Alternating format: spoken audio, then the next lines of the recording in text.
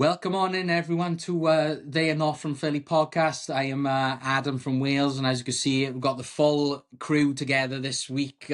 Justin from Tennessee, Corey from Columbus, and Drew from Westchester. And obviously, you know, before we get started, dig into all the weeds of the Eagles free agency and draft stuff, how can we not mention, the caller of the year, Justin from Tennessee, Big J, Big Vols. He won the Caller of the Year competition on WIP. At one point it was tough because he had to go head to head with Corey, which was Yeah. tough, and they both done really good. They got really far. It was a fun competition. I know, people, some people enjoyed it, some people didn't, but it was a bit of fun. It's good entertainment, and you can't just talk serious sports all the time. You got to have like fun segments and stuff in between, because there's a lot of bad things going on in the world. So you got to have a bit of fun as well. So yeah, Justy made it all the way to the end. I had faith in him to the end. I thought maybe the panel were going to go with Herb. We're going to have a word with Elliot Shaw Parks at some point. Yeah. You're going to have to get him For on Go real. Birds or something, and let him know what the hell you're doing voting against your guy. So big congratulations to Justin, because it was a cool, fun competition to win.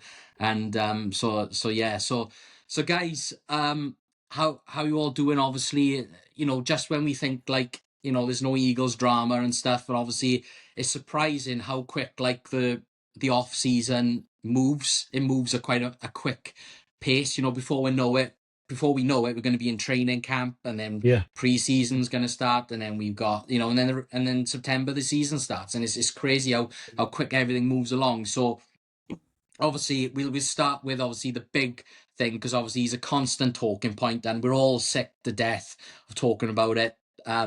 Unfortunately, he forces us into this content because it's just the way AJ, it's the way he goes about his business. So obviously, I don't know if any of you guys saw, there was a video on Twitter last night. I don't know if it was real or not, but apparently it's been put out there that he's happy and he's staying in Philly and all this. And then we saw and he put like a video out of all his highlights and all this. And there was another report then that Diana Rossini said that the trade talks have stopped for now between, the Rams and the Patriots. And we're going to see what happens after June 1st. So how do you guys all feel about, AJ Brown? Is he staying? Is he going? I know most of us are like, we're fed up with AJ Brown now. Obviously, we all recognize he's still a quality player, and the Eagles could be worse off without him, depending on what we get back for him in a possible trade. We could be better off without him. So just I'll start with you, and then Corey and Drew. What's your thoughts on all this AJ Brown stuff? Because it is just never ending. Yeah. It's like I don't know how to say it. It's like a bad cold that you can't get rid of right now.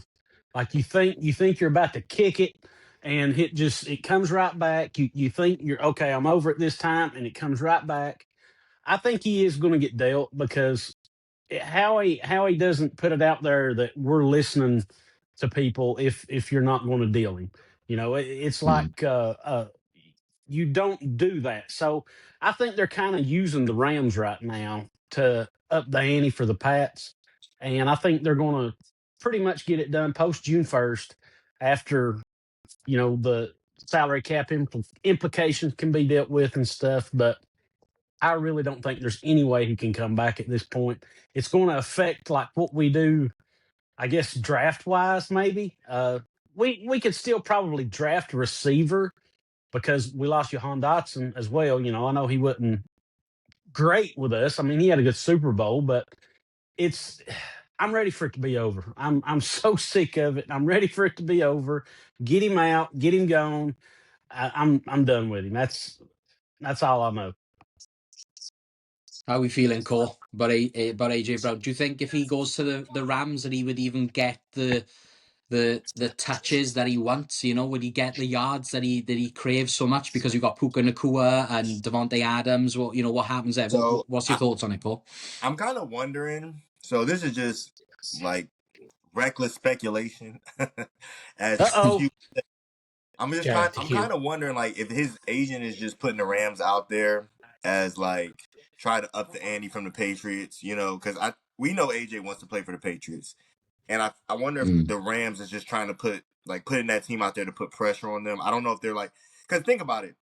The Rams don't need AJ Brown to win a Super Bowl.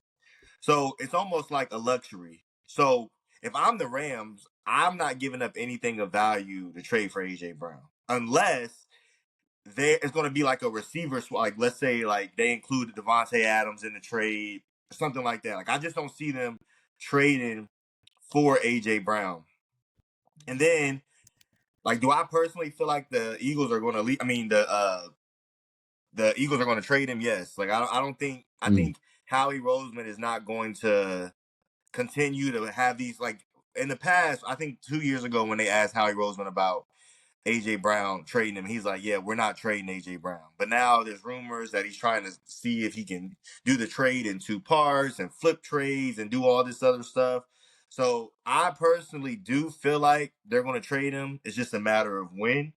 And also we had the news that came out yesterday, I think late last night. They said that they keep pushing back the Dallas Goedert extension or void or whatever. I know. They said that they can't let Goddard walk and trade AJ. So it's either Goddard either has to get a new deal, because if he leaves, it's a $20 million dead cap hit on the roster.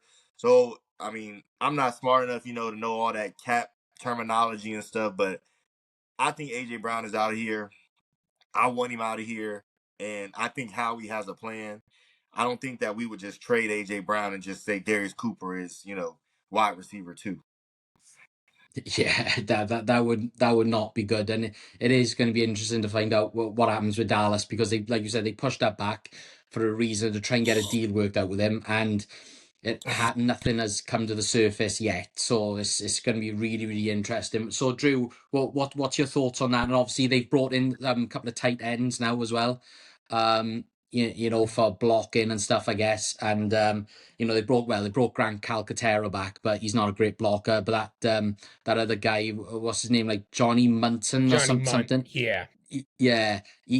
I mean, I've seen some clips and he looks like a good blocker, but but obviously Dallas Goedert is such an important piece. And like Corey said, if it's him or AJ Brown, the Eagles in a tough situation. I imagine at the moment they'd rather keep Dallas Goedert. So what's your thoughts on that, Drew? Yeah, I feel like the AJ trade is inevitable at this point. Yesterday kind of felt like, before streaming existed, where you were watching an episode of TV and it just ended on the most frustrating cliffhanger. Diana, and I like Diana. I think she's a credible reporter, but she made it seem like this is about to happen, this is about to happen, this is about to happen, and then it's no, wait, and the screen just goes screen just goes blank, where we thought we were going to finally have some clarity there, or almost The Sopranos. Almost like you're watching, say you're really invested in a character, and they need to break up with someone on a show, and you're just do it, just pull the trigger, and they're working themselves up to it, and then they just get cold feet or something. I think this is, and to be honest, I wouldn't be, even though the reporting has said June 1st, I wouldn't be surprised if this comes back into focus around the draft, or even before. Now, the one thing that does worry me a little bit is I feel, and I'm curious if any of you guys have thoughts on this, but I feel like this is the kind of the first time I can remember where it feels like Howie is kind of negotiating with other competent organizations, right? Because the past couple of years, it's been, he's been the buyer, and a lot of times, and you're just trying to get guys. This isn't the Jets, this isn't the Colts, this isn't the Saints. These teams, the Rams and the Pats, relatively know what they're doing, just from an infrastructure standpoint, where I think it's going to get done. I think it'll be fine for both sides, but I feel like that's kind of a new dynamic for Howie, and that he can't just find a terribly run organization this time. He's got to deal with some other big boys who also know what they're doing. Yeah, and you've got the whole thing of Jalen Carter as well, and it was I don't think he's getting traded. I guess that was just false noise, but they looked into it with the Micah Parsons thing, but but yeah, it's like do they pay Jalen Carter now or are they going to hold back a bit because of all the problems that he's brought, his attitude on the field, the spitting at Dak Prescott. He can be aggressive. I mean, you want someone like that's going to be like a dog on the defense and what have you. And maybe that's just it. He just hasn't, found that balance. But he's going to have to start maturing more because if that game last year when he spat at Dak Prescott's face, if we had lost that game, can you imagine how pissed off we all would have? I mean, we're all pissed off that he did it anyway, because it's not good sportsmanship and stuff. But like if we'd lost that game last year, that on banner night, that would have been awful. Yeah, so that's not good. Sorry, Cole. Did you have some more thoughts then? I was just gonna say, that's a good point made by Drew, and also like this is like probably the first time. I mean, obviously since like the early like 2000s, where I think the Eagles has actually had a player of AJ Brown's caliber that they had the chip that need to be moved. Like usually they're the person that goes and gets the chip, but now they have the valuable piece that they're trying to move. So it's also like a spot where like how we usually don't trade players of like AJ Brown's caliber in their prime, Yeah, can you imagine if like something was going on with like Devontae Smith as well? Like that would be absolutely terrible. And like just you said a lot, haven't you? Like Devontae Smith he should never have had that captain taken off his jersey. You know what I mean? Like Smithy just like goes about his business, and he's clearly proven that he can be a wide receiver one. But whatever happens with AJ Brown, like I said the other day on the chat, like we've got to get obviously it's great to have draft picks back in return to keep building on that and what have you. But, we find that superstar out of college. But we've got to, for AJ Brown, like we've got to have, if we want to still be a Super Bowl contender, we've got to have a really good wide receiver back in return. Like, just you've mentioned that guy off the Patriots. Sean Booty. Yeah, like I watched him in the Super Bowl. He made some good catches off Drake May and what have you. And he seems strong. Obviously he's not as big as AJ Brown and stuff, but he's got a similar talent level. So you've got to have something back that's similar to AJ Brown. Now, obviously, this week we've lost some other guys as well. Like last year we lost big defensive pieces, and they've said it on the afternoon show a lot this week. When you're a good team, you got to expect to lose good players every year, and it's a good thing for the Eagles because we are showing that we can draft guys, build them up, and then they're seeking big money contracts and stuff. But obviously, it can hurt us then when we look into like repeat for the Super Bowl, which it did. It ultimately hurt us because we lost Mekhi Becton, and the O-line struggled because they were banged up and they were so tired from the year before from all the running, and so we've lost some defensive pieces this year. Obviously, Nakobe Dean, we talked about it a lot that it looked like he was going to go. It's a shame now because obviously Jihad Campbell's got hurt now. So we've got to try and figure out now where to fill that gap. If Jihad isn't ready for the start of the season, do we draft a linebacker? Does Trot take his place? You know what I mean? He's probably not ready yet to make that step up. He's got more development to do. And Reed Blankenship was gone. All of us loved Reed Blankenship. He was, really, really good safety, become a really good leader on the defense. So it's, what do we do? What do you guys think now that how he can do with these positions? Does he just draft now, or are there still names out there that we can bring in? Because the Jihad Campbell one now is another big loss for, he's probably not going to be there for training camp. Hopefully he will be. I don't know. But what are your guys' thoughts on all these guys that we've lost once again now? I think they go with Trotter to start with. I think Howie will wind up making a small move in free agency for maybe a vet guy or something like that. But I think for now it's going to be Trotter. There's too many other needs to fill in the draft. We need offensive line depth, not counting for the possibility of Landon Dickerson possibly retiring here in the next 2 years. But we need depth on the offensive line, as well as Lane Johnson possibly retiring after this year. So I think it's going to be Trotter to begin with, and I think later on, closer to camp, they'll sign a vet, linebacker. I think that's probably the route they're going to take right now because we will be so strapped with the cap. Are there any guys out there, any linebackers out there? I can't really think top of my head of any, free agent veterans that are around. Everyone seems like they've been snapped up, pretty early on.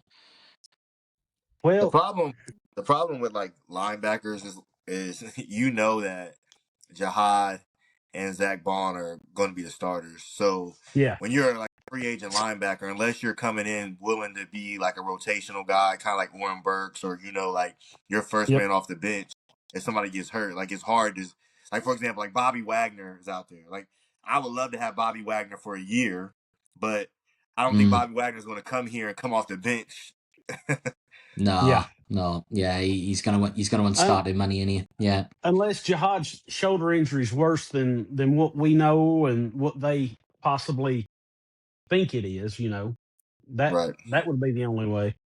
Yeah, I think it would have to come out that he was going to like miss the season. I think for someone like Yeah. Bobby Wagner to sign here, but I'm really not losing a lot of sleep over that position or losing Nakobe. Like Corey brought up Oren Burks, like when he had to step in during the playoff run after Nakobe got hurt in the Packers game, like the defense was fine. We made a Super Bowl with TJ Edwards, who I think is, a solid linebacker, and like Kaiser White, who was kind of just a guy. Yeah. Where like I just don't lose a ton of sleep over that one. The one that did get me was losing Jalen Phillips. And we could talk about Ebiketie, who I do kind of like as, like a support guy there, who I think can be a rotational edge guy. But I feel like, now, could this have been like Jalen Phillips' agent, like leaking stuff to try to put pressure on the Eagles? Like maybe, but I just felt like with all the reporting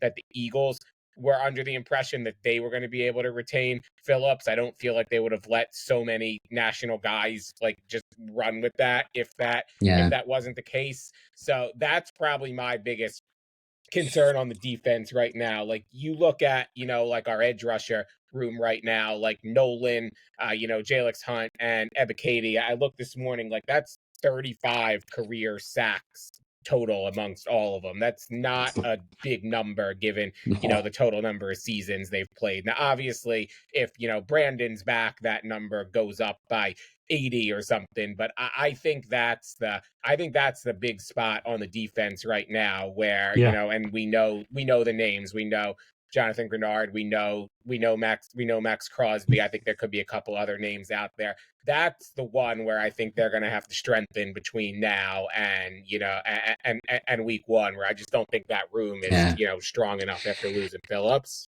It's weird, like what happened with the Max Crosby thing, because apparently he failed the medical test, like the fitness test and stuff that they do. But like, when they made that trade, it seemed like it was like, the deal was done. It was signed, and he put out a post going to the Ravens and stuff, and it was just like all of a sudden it's just like, no, we're canceling it. It's done. So I wonder if something else, if there's more to that story, because like what I found strange with the Max Crosby thing is like the Raiders held him back, didn't they, towards the end of last year, and they said he's hurt, he can't play, but he was saying, no, I want to play, I can play, they're lying, and da. So that's a weird situation there. So I doubt how he's going to try and go back there now. Hopefully he goes for Jonathan Grenard, but will he now have to give him a bigger payday? I don't know. So with the defensive signings we've made,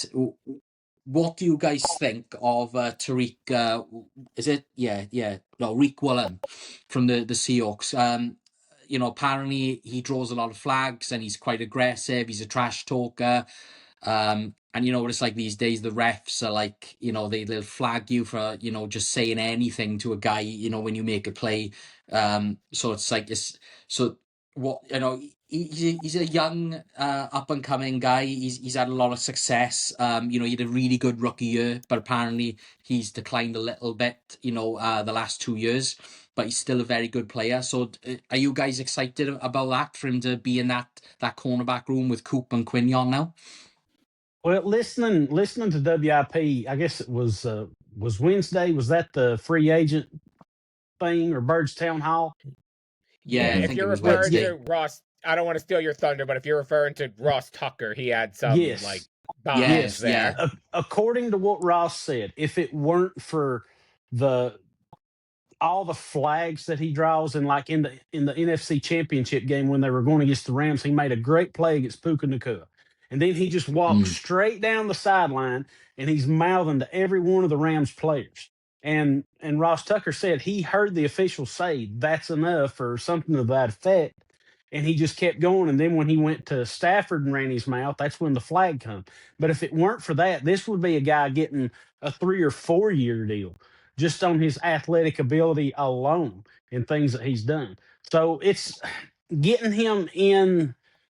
I'm not saying the Seahawks defense was bad. Obviously, it was a great defense, but getting him with a defensive coordinator like Vic Fangio, who's going to kick you crack shut if you do something like that, and being in there with Q and Cooper and those guys, maybe that because he's got to know this is going to be his last chance for a big long-term deal, and I think what was it they said he got 12 million, is that what it's going to be from the Eagles, and up to 15 possibly after incentives. So it's like Ross Tucker said, it's kind of a boom or bust type of signing, but it's 1 year. You don't have a lot invested into it other than money, and it could be a big boom for the secondary. Yeah, that's what my thing is. They need to be it's up to Vic Fangio now to get him disciplined, and the cornerbacks coach and stuff, because we saw last year that there was a lack of discipline on this team. You know what I mean? Guys trash talking, getting flags, and well, not so much on the defense, but the offense, they were getting flagged all the time, and there's just a lack of defense overall. And obviously Nick takes the brunt of that because that's his role, to manage these guys and keep them all disciplined and stuff. So what do you think about it, Cole, with Tariq Woolen? I like the sign. I mean, I wanted Tariq Woolen from like the beginning. Now, this is what I will say. I get all the penalties and all that. We dealt with this with Chauncey Gardner-Johnson. Like, yep. I mean, I honestly think, like, obviously, I don't want them costly penalties. This defense last year was good. Obviously, second half of the season, but like, I do think sometimes like you need one guy like that to like have attitude on your defense. In 2023, I think when we lost Chauncey Gardner-Johnson, I think like we lost a lot of swagger with our defense. Like Q's more of a quiet guy. Coop's more like, he's not really like an aggressive guy. I think having a guy like that in your secondary that can spark, energy. And I'm not saying, like I said, not getting personal foul penalties or anything like that. I think the talent is worth the risk. And if you're just looking at it based off last year, like anything he gives you is better than Adoree Jackson, Kelee Ringo, or Jacorian Bennett. Like he's already an upgrade over those guys, today. So, I mean, I like it. What's your thoughts on safety now? Because obviously we got Andrew Makuba is going to be coming back, hopefully, and he'll be ready for the start of the season, hopefully. And then you got Sidney Brown on the other side, because we've lost Reed now. And then you've got Michael Carter is there. I think he can be a safety, or he's had snaps at safety. I suppose you got the Cooper DeJean option again, but they're more than likely not going to do that because they didn't really want to have Coop doing that last year. So I don't really think Vic's going to entertain that again. So what do we do with safety now? Because a lot of the safety seem to be getting snapped up as well, the guys that are out there. I don't know who's left out there safety-wise. Let's have a quick look. But what's your thoughts on safety? Do you guys feel good about Sidney Brown and Andrew Makuba going into the year as the starting safeties?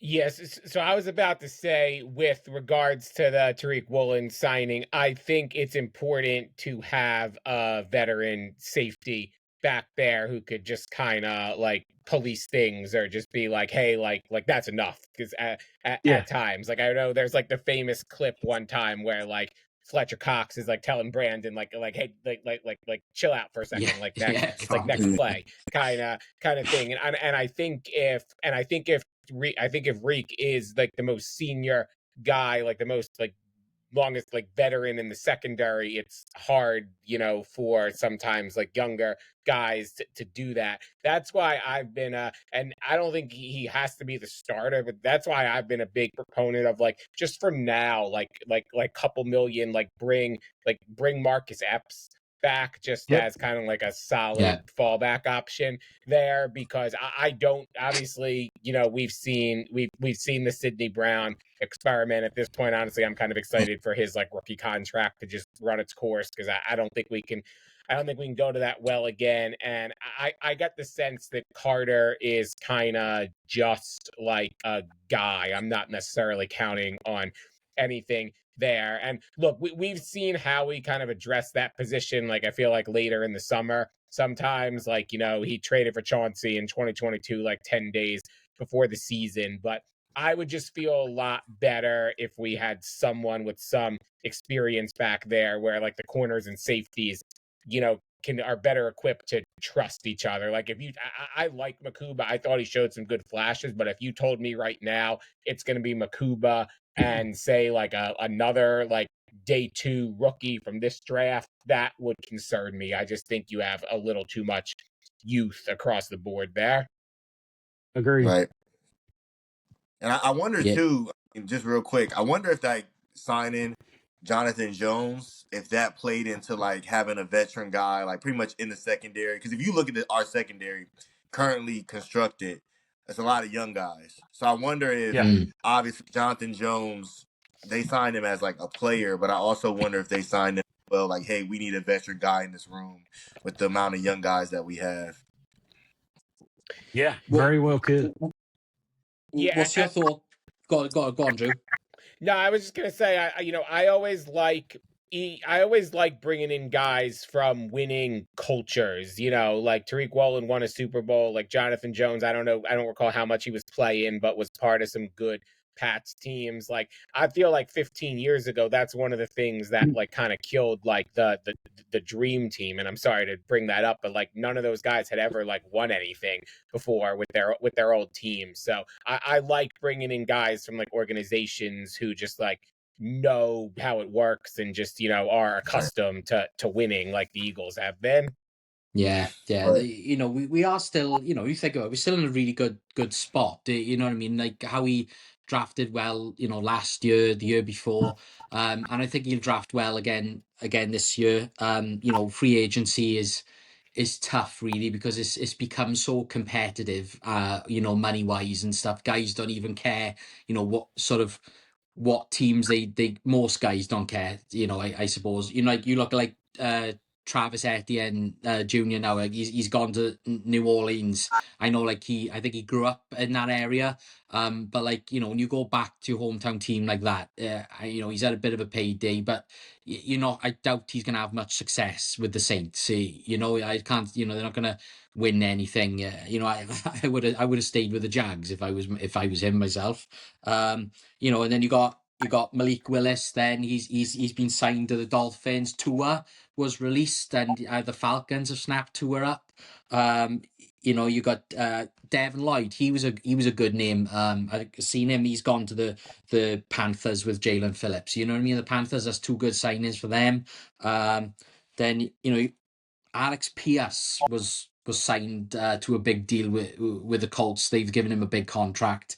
That was crazy. Kyler Murray, the Cardinals have finally released him. He's gone to the Vikings. I think the Vikings have snapped Kyler Murray up. It was a bit of a Mike Evans has gone to the 49ers. It's a good signing. I hate to admit it, but I think that's probably one of the best free agent signings although, I've seen. Although something with Mike Evans, I sent this to Corey. We've all probably seen the talk about their practice facility being next to this electrical substation, and them believing that could be part of a lot of the soft tissue injuries. I sent Corey a video of a pit master, and he picks up this barbecue leg, and like the meat just falls off the bone, and they're like, this is Mike Evans' hamstring once he starts practicing at the 49ers facility. But I was surprised that Mike Evans went to the 49ers. Obviously, he's wanting to try to win another Super Bowl, and he feels like it's going to be closer for them. I always like it when a guy plays his entire career with one team, especially if he's already won a Super Bowl. But I can't blame him for going after another ring, going with one of the best offensive minds in the game in Kyle Shanahan. But what about? I saw something. What was Brandon Ayuk's injury last year? Do y'all remember? He tore his ACL the year before. So he sat out all year last year, correct? Yeah, he didn't play at all last year. It was either ACL or Achilles. That's what I was thinking. Did they release him, or are they looking to trade him? I think they still retain his rights at the moment. I'm trying to look that up right now, but I think I feel like they've been looking to trade him like forever. Okay. Well, one guy that I would like to see the Eagles sign to shore up the wide receiver depth after we've lost Jahan Dotson is a Tennessee guy, Jawan Jennings. He's not a blazer, nothing like that. He's not going to beat you down the field with speed. He's a good route runner, but he is a daggone dog. He's a mean son bitch. I'm here to tell you right now. He don't care to run block. He will go after you. He will come at your throat. And I think he would be great in our offense, this new offense that we're going to be running with the version of the Shanahan, McVay type thing. I'm telling you guys, and there's been some rumors about possibly, the Eagles signing him. I'd love it. I think Eagles fans would love him. Just his mentality and the way he goes at it. He would be very good in this offense, I think. Yeah, right. but he scored again on us, didn't he, in the wild card game? Yeah. And I think in 2020 he scored a touchdown against us as well. Yeah. And he does. He's a crafty receiver. He gets open. Like you said, he's not like flashy or nothing, but he's tough and he's a good route runner. And that it would be a good option. You know what I mean? Probably better than Jahan Dotson. And maybe he gets more targets than what Dotson was getting. Because from all we've heard so far, the Sean Mannion's offense is looking encouraging, exciting. I seen a Jalen quote yesterday that he's spoke with Sean Mannion, and from the limited time of what he's seen from his offense, from his plans, that he's excited and stuff. But that could just be just to have a positive quote out there. But I if Jalen is saying it, then I'd like to believe that he is excited about it, because Saquon has said that he's excited about this offense from what he's seen as well. So it's just, maybe AJ is gonna give us another chance, give Sean Mannion a chance, and maybe he is happy to come back, and it's all fugazi. I don't know. Yeah, this is the issue. If all the trades fall through with AJ, and they don't take that captain's patch off of him, I'm gonna be madder than hell. I'm sorry. I know it's been people saying, "Oh, you're ridiculous." It's a sticking point with me, guys. I know everybody says everybody in the locker room loves him. Captains do not behave the way he has behaved. No. Well, Drew made a good point yesterday with his post. Like, if this trade isn't done by the draft, like when this comes around OTAs and mandatory minicamp, like it could be a distraction. Yep. I'm not even gonna lie to you. Like, if AJ really wants out, like I wouldn't even be shocked if he doesn't show up. No. Yeah, That would surprise me. That would I would. Sorry, I would be surprised if AJ didn't turn up to training camp, because I would like to think he's that. I know players do it, but I wouldn't like to think he is personally like that petty.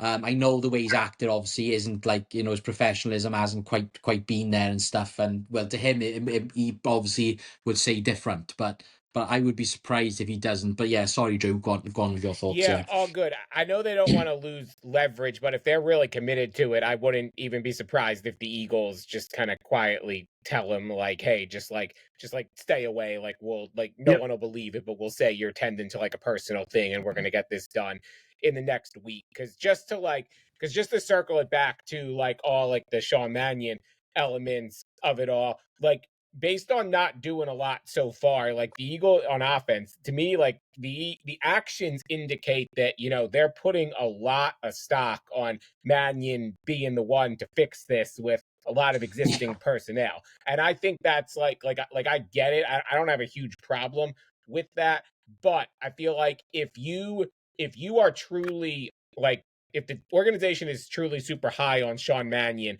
I feel like you should want him like out there, because I feel like this fan base could use a psychological boost right now. Like, you should want him, if he's super articulate, he's super well spoken, you should want him doing a press conference. You should want people talking about him more. And the problem is, if you put him out there right now, he's just going to get peppered to death with, are you planning for AJ Brown to be in your offense? What's, all like AJ Brown question nonstop. And that's why I'm just so exhausted by this and ready to like rip the Band-Aid off, because it's almost like we just can't move forward fully with the off season until that's resolved. Yeah. Like, even at the combine though, like usually at the combine, like Howie and Nick don't make headlines, but like for Nick Sirianni to say that he can't guarantee that AJ Brown will gonna be on the team, like that's significant. Like, because they never do that. It's always, we're going to talk about the guys under contract. AJ Brown's under contract. He's on the team. He's an Eagle. And he just straight up said, like, I can't guarantee that AJ Brown will be here next year. And nobody followed that question up at the combine, if you remember. Like the afternoon show was ripping them because Elliott couldn't be there because of the snowstorm that hit Philadelphia. And nobody asked that question. And you had Ike and Spike saying, well, we know if Elliott was there, he would have asked it. And I guarantee you, if Elliott was there, he would have followed that up, been like, so you said you can't guarantee AJ's not going to be here. So when do we expect a trade? Or what do you mean by that? Why would you even say that if they're not entertaining trades for him? Yeah. Do you guys think, obviously we traded for AJ Brown on draft night, didn't we? Back in 2022. Yeah. Do you think that could happen, at the draft now? Do you think he gets drafted on trade night? Because obviously I imagine it would be night one of the draft where he gets traded if it does, because it's the first night of the draft. It's the most exciting night of the draft. That's where all the headlines are, the big names. So, it would be really like ironic that we traded for him on a draft night and then we trade him out on a draft night. So do you guys think that possibility is there? I think Howie could go to the well and just say, hey, I need all your, because like the thing about the draft, like with these deadlines, is like, if you don't trade him out the draft, he's not going to get traded until at least training camp, because once you get past the draft, most teams has already like addressed their needs with draft and free agency. So now if you're in a situation where, let's say for example, the Patriots, they signed Romeo Doubs, but let's just say they take a receiver in the second round. Now, as the Eagles, you're playing at like a hand of like being at a disadvantage, because it's like now that was his primary suitor, but now they don't have to like trade for AJ Brown right now because they have drafted two receivers.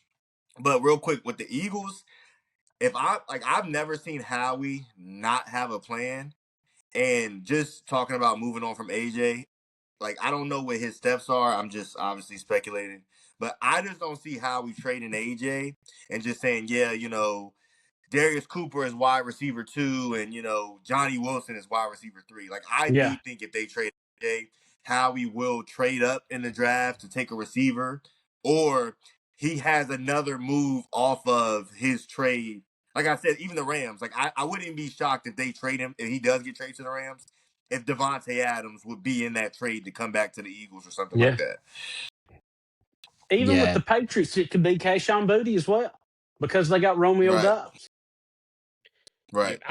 I'm super down for those. I think he'll be 33 on opening day, but I always got the sense, Devontae and Devontae duo. I always got the sense Devontae Adams was a real good, like professional, and also, I think when the Rams, I think, have the Falcons pick right at 13. Yeah, 13. So I think if when the Rams get on the clock at that point, that's an interesting one to watch. Yeah.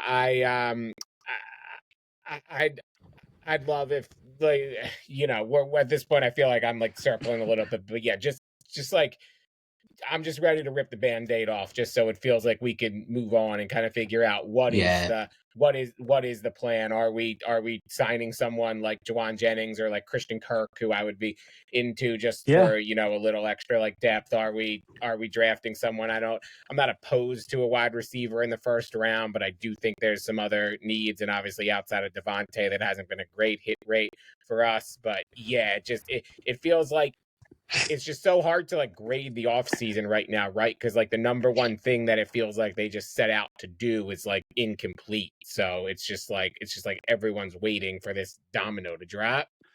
Well, with the draft coming up, I was texting with Corey this week, and I think we're in a good position.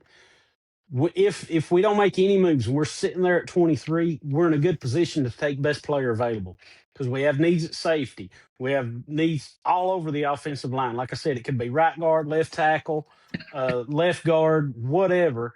I think we're going to edge rusher. We're going to be in a good position to take best player available. We're not pigeonholed into needing a safety or needing an offensive lineman. So, I mean, that's kind of a good place to be at. So where you're not just, like I said, pigeonholing yourself into one position. You've got to have one guy. We could get tight end. We could get safety. We could get anybody like an edge rusher, anybody on the offensive line. So, I mean, anything's left on the table at that point, in my opinion. And the one thing about the offensive line, go. The one thing about the offensive line too that makes me nervous is that now, like this thing with Landon Dickerson, you have three guys who will be going into the last year of their deal, like Landon Dickerson, Tyler Steen, and Lane Johnson. You'll have question mark because like none of them are under contract next season. So it's like you have three like spots on your offensive line where there's major question marks after this year. So one thing about Howie, I will say, is he doesn't like to go into the draft with like major, like, yeah, this is the position that the Eagles are going to take. So I do expect him still to make probably some minor tweaks and moves or trades before the draft because, like, we have a huge hole still at edge rusher, a huge hole at safety, big question marks at receiver, big question marks at offensive line. Like, I mean, we saw yesterday that they moved the timeline back for Dallas. What was it, to Monday or something? Yeah, they agreed to move that back. So that's kind of letting me know that they're wanting to bring Dallas back, and they signed a blocking tight end from Jacksonville. They re-signed Calcaterra. So hell, who knows? We might be doing the Herb thing and getting 5 tight ends. Herb's been saying it all along. 5 tight ends. Okay. I like Goddard a lot. But to go into next season with Dallas Goedert, Grant Calcaterra, and this month, like that will be very uninspiring at the tight end. I'm sorry, like I think Dallas Goedert is a great tight end, but you're pretty much just running it back with your tight end room with a different tight end number 3. The Calcaterra move is super annoying too. I was ready to move off. There. I'm curious what you guys think, because I admittedly I haven't watched him a ton. I feel like I didn't watch a ton of Oregon last year, but I know Kenyon Sadiq has been mocked a lot to the Eagles. Like to me, I just feel like, and I think I posted something about this a year ago, and obviously we know Goddard was a big target in the red zone this year. I just feel like if you look at like Jalen's career, even going back to like days at like Bama and Oklahoma, I just feel like the offenses haven't like featured a tight end a ton, where I'd be hesitant to use a first round pick on a tight end where we have other needs there. But yeah, I'm just curious if you guys have thoughts on that front, because I that name I feel like has been popular in mock drafts to us. Well, like I said, if they don't bring Dallas back, or if they do re-sign Dallas, I'd like them to draft a tight end that can start from day one, like the Raiders did, with what's his name, the tight end, Brock Bowers. Yeah, he was a day one starter, and he's proved that he's a really good tight end in the NFL, and that's what I want the Eagles to do, is draft the next tight end that's going to become our starter, like they did. They drafted Zach Ertz back in the day. They drafted Dallas Goedert. They developed into that. So like they've shown that they can develop good tight ends. So I'd like them to do that. And like, speaking of like that name, I've got some mock drafts. So as you see, all the mock drafts they come out early. They start coming out this time of year. So I got a few. So I'm going to run some names off of what these guys are predicting, and so I'll see then what you guys think. So obviously, Kenyon Sadiq, Drew.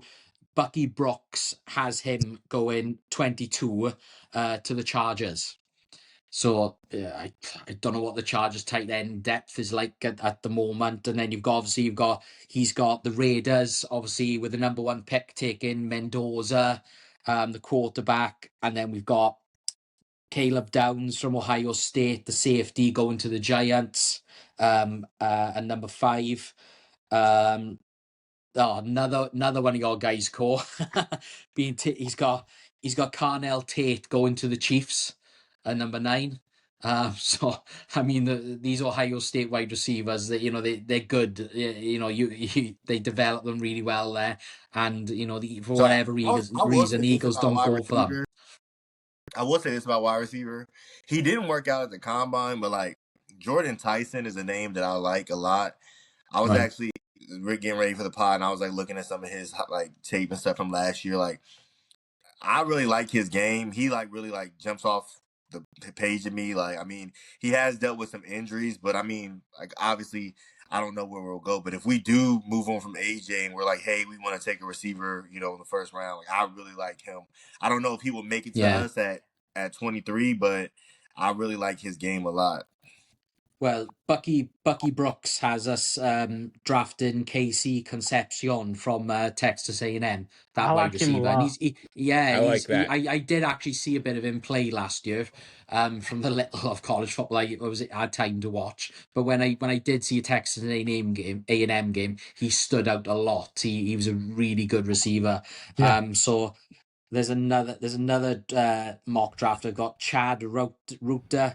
I don't know who he is. They got Ty Simpson being drafted to the Jets, the quarterback from Alabama. They've got us picking at 18, Jordan Tyson, from Arizona State course. So he's got us picking him at 18, and then they've got another name that stands out. There's a running back from Nebraska, Emmett Johnson, going to the Vikings. Don't know if you guys know much about him. There's another. What's my other one I've got? So one thing about Carnell Tate, like obviously, it's probably going to shock you guys when I say this. Like obviously, I think he's like a really good player, but like when it comes to my like football team, I think him and Devontae Smith are like very like repetitive as like receivers. Like I feel like they do a lot of the same thing. And I like for Very like my similar. receivers to be different. Like if I get Devontae Smith, if he's going to be like more of an intermediate catch the ball, like I'd rather my other guy be like more of like a speed guy or more of like AJ Brown, how he's more of a physical built strong receiver. I don't like to have a lot of receivers that do the same thing. So if obviously Devontae is going to be here, I mean, I'm more than welcome Carnell Tate to be a Philadelphia Eagle. But if we didn't draft him and we went a different route, like I wouldn't be like upset. Yeah, it's going to be really, really interesting. I'll come this draft. I say it every year when we do this pod. I say like, it's going to be a really important year for Howie Roseman, and it just is. The Eagles just always find themselves in this position where we do need to make like really key important moves at the drafts where there's no sort of like margin for error, because like I've said loads of times, we're at the point now where we can still build a dynasty, like sort of still be that top tier franchise with the with the Chiefs and the like the 49ers and the Patriots were and the Bills and all these big name teams. We are still in that threshold, and we're still better than all those teams, but we just obviously Howie's got to be really careful now, and I know last year was disappointing at the end, but we're still there, What do you think? What do you think, Just?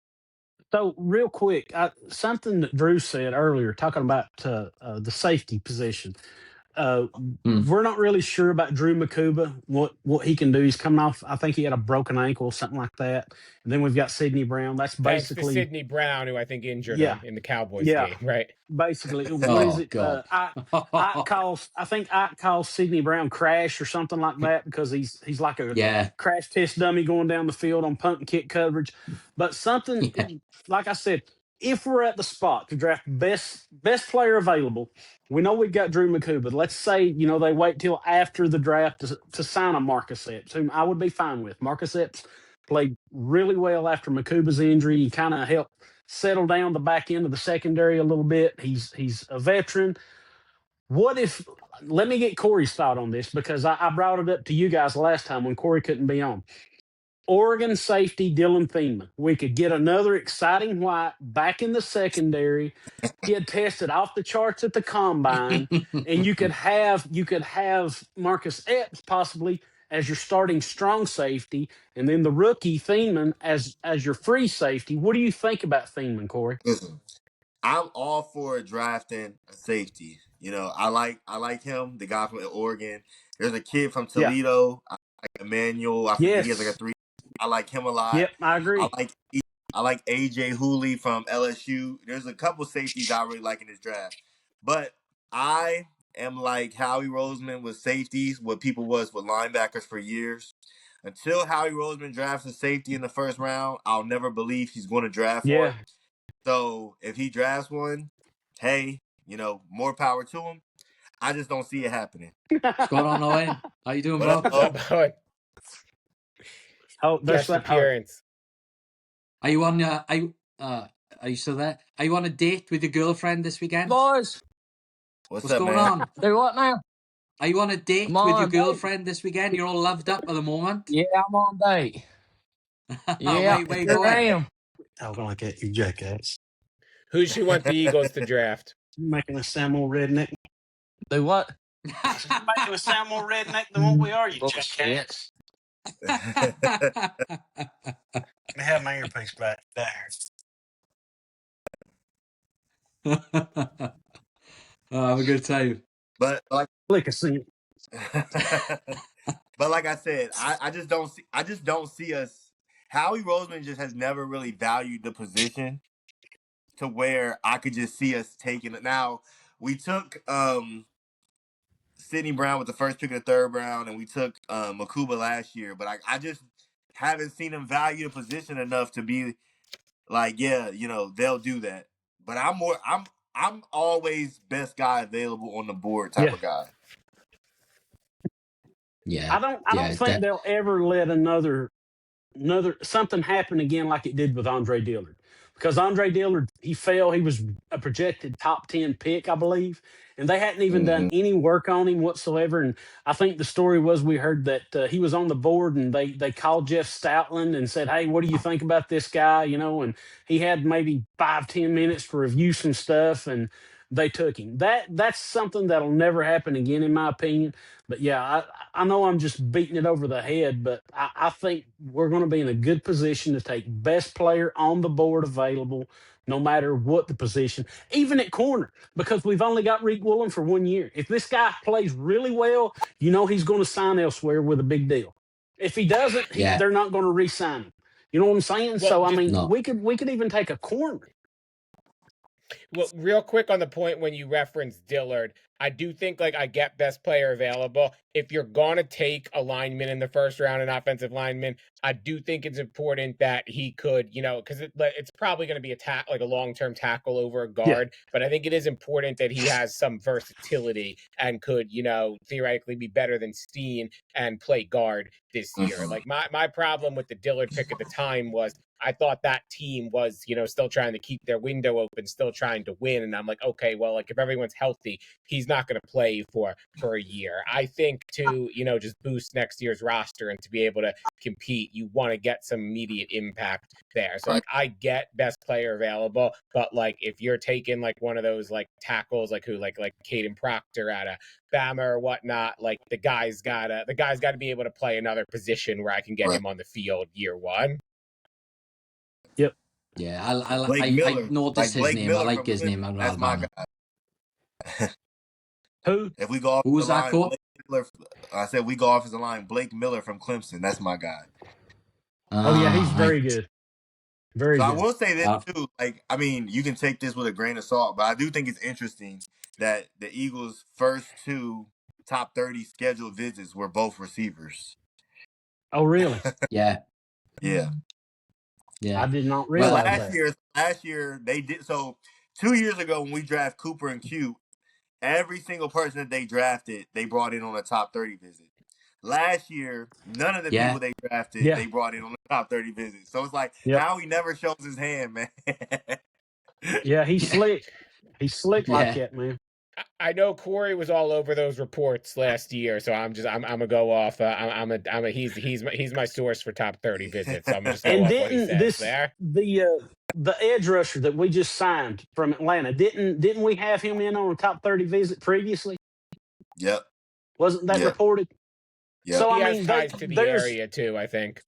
So Yeah, I got so a friend, there's I got a buddy who always says this. He's like, Howie always gets his guys, no matter if it's 12 years later. And he Yeah. said he's like if you look at Howie's history, he's like Adoree Jackson was always a huge target of Howie's. Draft, he wanted to trade for him, he wanted to sign him. He's like, I don't care if it's 12 years later, Howie finally got him.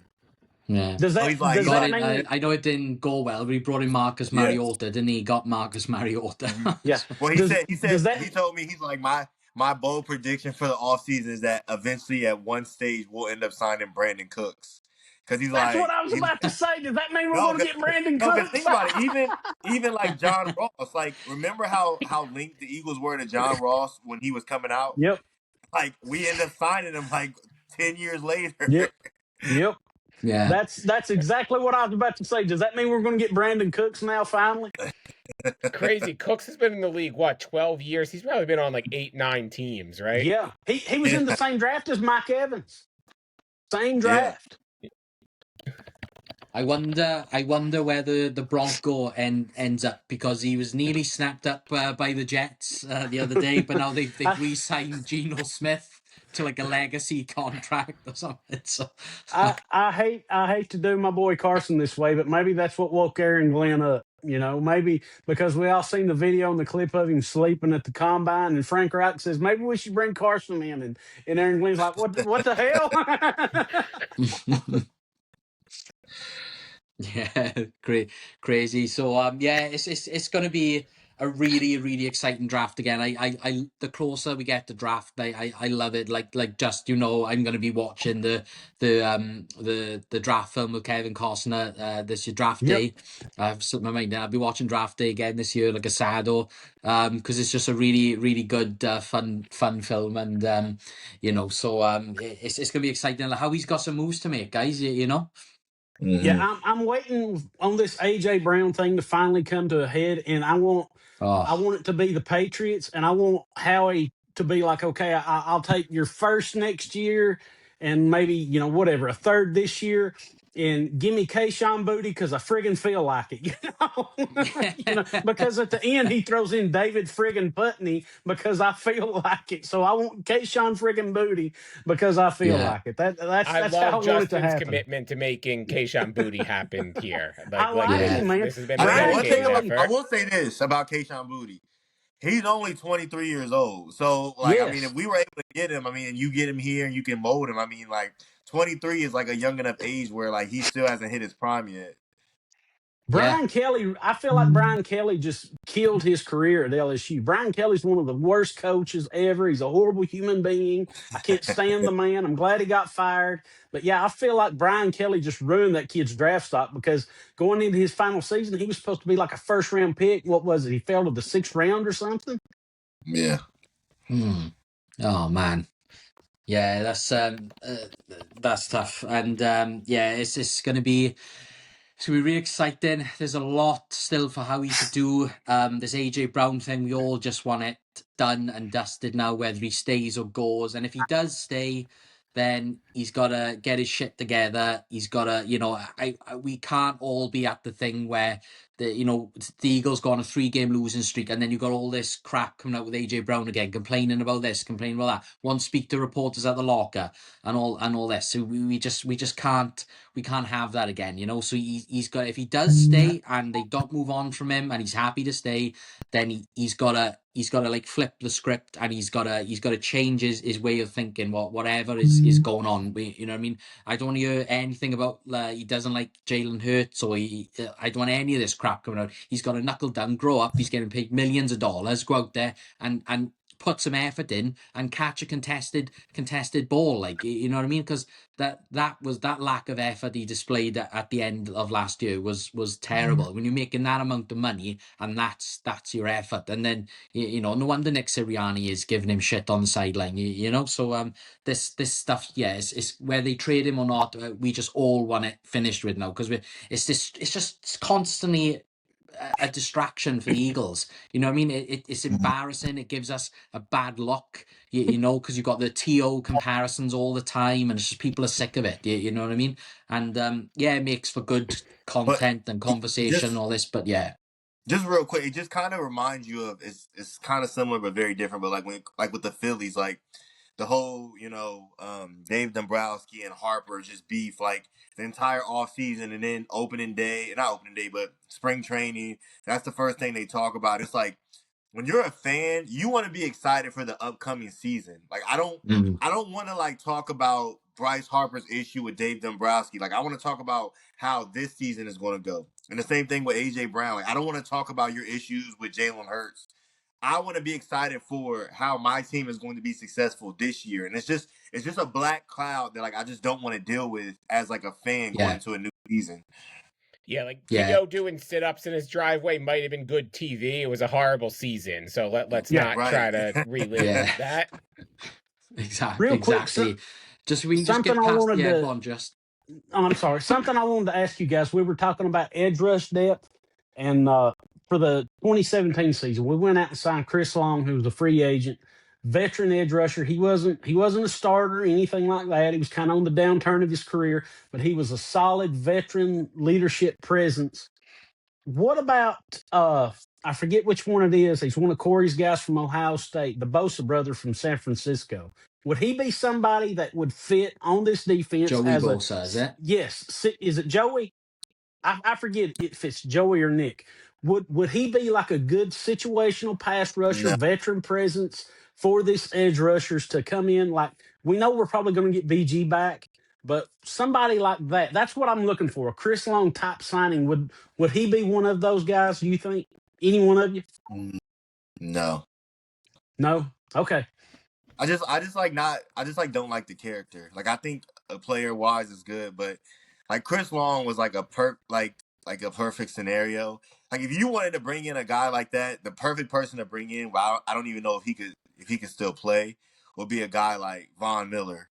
That, like, you know, like he's going to be a locker room guy. He's already been like one thing about Chris Long was like the second pick in the draft. He was a good player. Von Miller knows his role. I don't know if Joey Bosa would want to come in here and I think he would come in here and view himself as like, I'm still that guy that needs to be the starter. Yeah, possibly. You know. Yeah. I fully agree with Corey. A guy who I do like, I liked him in the draft. I think it was actually the year we ended up taking Jalen in the second round. I think he was actually on the Bills with Bosa last year. AJ Epinesa could be a nice signing if the Eagles want to like kind of like another version of like Ebiketie almost. I think that would be a solid guy to bring in. Yeah, I like him as well. I'm still holding out hope though. Like, I'm still holding out hope for Grenard or Crosby. Yeah. So or somebody else. I don't know if he would still play, but somebody else that would fit that role would be like Cam Jordan.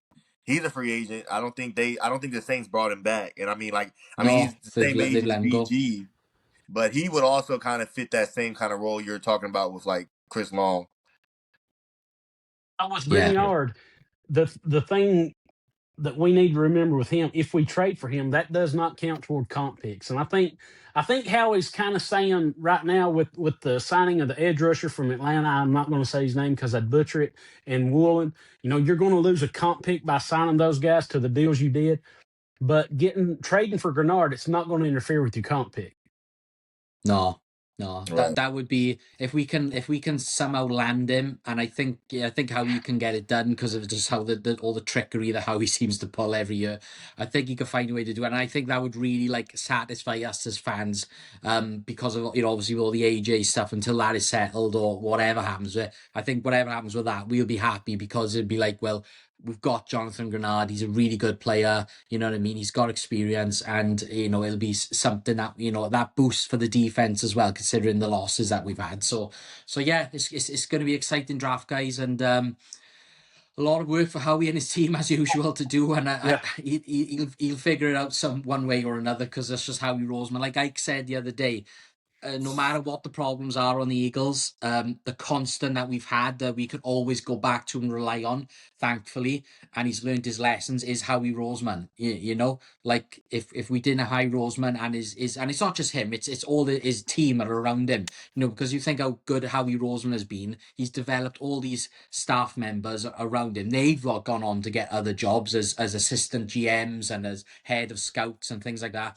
And he still brings in people that help him find that success. So it's not just him. It's obviously his team, but obviously Howie is the lead with it all. And like I said, thank God we have still got Howie Roseman, because he is that constant that we've got that's helped us, maintain this level of success. So we'll wrap it up there, guys. It was really, really good fun one again, and obviously there's another few weeks to the draft, and we got Phil's opening day coming up. So we got our Phillies opening day pod next weekend. That's really going to be fun, because spring training's coming to an end soon, and there's going to be a lot to talk about. Alec Bohm has found his power, so we can all get excited about that if you're a Bohmer. Thanks for tuning in, everyone. Give us a like, a follow, and subscribe. Yeah, go on, Jess. Real quick, we got a bit of a competition coming up this week. We got our boy Jack Fritz going up against Joe the Hammer DeCamera. Yeah. Please, Lord, let this finally be over with. Jack, end it. I love you, Joe, but Jack's got the age advantage, the height advantage, and the athletic advantage, I believe. It's not a free throw competition. It is one-on-one. So I look forward to that. And hopefully the A.J. Brown news will break during the game. That would be amazing. Yeah, that would be. Oh, Makes me nervous about Joe versus Jack is like, I have full confidence in my guy, Jack Fritz. Yeah. But I don't like how he doesn't take these competitions serious. And he doesn't take it serious enough. I feel like that's what cost him in golf, because he just thought that he could just show up, which, Jack, me and Jack are literally the exact same age. I feel like, I'm a pillar of health, but, when I don't work out like a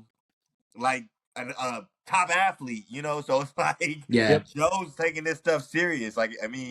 So I hope Jack just doesn't lose. Yeah, Joe loves his basketball. He's a big basketball guy. Like, so Jack Spike is not going to be happy if Jack loses this. Spike, this is going to ruin Spike. You can imagine.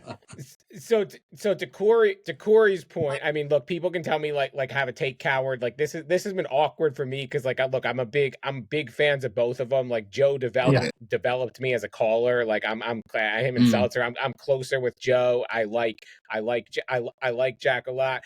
I think to Corey's point, if Jack is gonna win, I think it needs to be like a beat down. Like he needs to race out to like some 6-2 start where he can kind of just be like, okay, like I got this. Like I know it's not apples to apples, but I'll just say from like playing Joe in Beat the Hammer and beating him, I'll do a little pat on the back there. He is the most like outside of like Michael Jordan and like maybe like Jalen, who obviously I haven't met the two. Like he is truly comes off as like the most competitive person in the world. Where if it's 9-9, like coming down to the wire, I feel like Joe's whole thing is like, I just need to be close and I'll clip him in the end. So if Jack's gonna win, I think it has to be like the other events he's won, where it's just like domination. Because if it gets close late, I think that favors Joe. Yeah. I imagine it's going to be like streamed on YouTube or something. So I'll try and tune in if I get the chance, or watch it back. But it's going to be really, really fun. And Jack's got to win this, so he's never going to live it down. He won't be able to call himself an athlete at WIP anymore. the Thursday shows either way will be something, just like the day after reactions. I mean, I feel like you're gonna have people who were there breaking it down as if it was like an Eagles post game or something. Yeah. Yeah, or there'll be a lot of regular callers there, you know, like OG and Justin, his podcast partner. They'll be there probably. Yeah. You know, there'll be some other local callers call in. So yeah, it's gonna be fun. So we're rooting for you, Jack. Get it done. Because we need this over with now. But you've got to be careful because Joe DeCamera, he can get in your He's a head, and if sneaky he gets dude. in He's Jack's head, sneaky. he's sneaky. It's game over. Like, so that's how good Joe is. So he's yeah.